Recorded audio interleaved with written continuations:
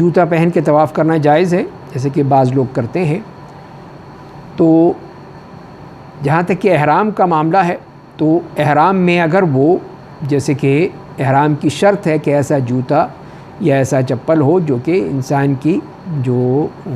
ٹخنے کی ہڈی ہے اس کو نہ ڈھانپتا ہو اور کھلا ہو تو وہ پہنا جا سکتا ہے۔ تو اگر کوئی ایسی چیز ہے جیسے کہ بعض اس قسم کے ساکس یا موزے ملتے ہیں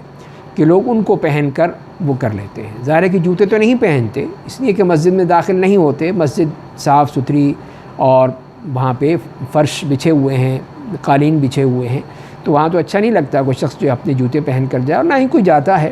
بلکہ زیادہ سے زیادہ یہی کرتے ہیں کہ اس قسم کے جو موزے ملتے ہیں جو کہ ٹخنوں کو نہ ڈھکیں، ٹخنوں سے نیچے رہیں،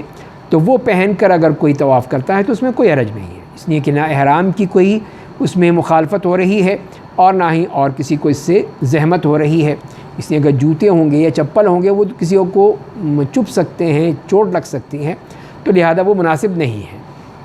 صرف جیسے میں نے عرض کیا کہ وہ ایسے موزے، جرابیں، ساکس، وہ چیزیں جو ہیں اگر ایسی ہوں تو احرام کی حالت میں اگر وہ پہنی ہوئی ہیں تو اس میں کوئی حرج نہیں ہے، وہ پہنے جا سکتے ہیں اور اس میں طواف کیا جا سکتا ہے۔